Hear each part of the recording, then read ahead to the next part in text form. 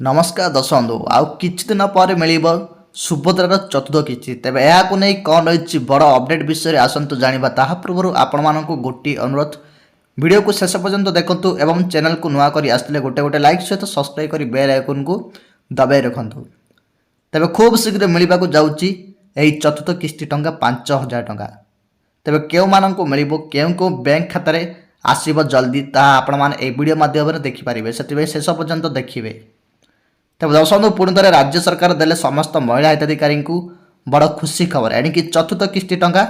यही तारीख में मिलवा जाऊँगी। तो दर्शक बंधु सरकारी स्तर में जहाँ आलोचना होती से जमापड़ यही किस्ती टंका नुआ वर्ष मिलवा जाऊँगी।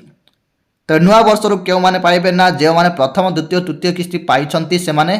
चतुर्थ किस्ती पाइबे एवं जो मैंने प्रथम द्वितीय तृतीय किस्ती पाई ना से मिलवा जाऊँगी।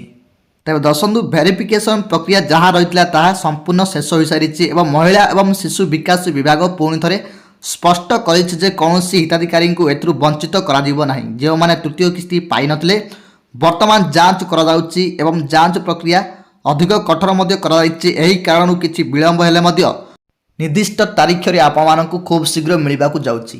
तेज दर्शक बंधु आपड़ी 18,000 टंका वृत्ति पाँच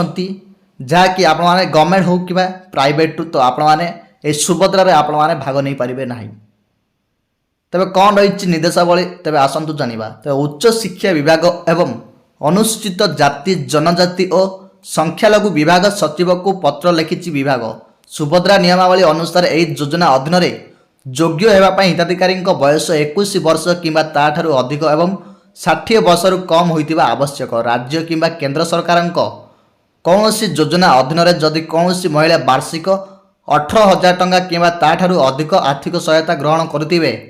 से क्षेत्र में संपृक्त महिला सुभद्रा अयोग्य घोषित हेबे बोली कहुଯାଇଛି।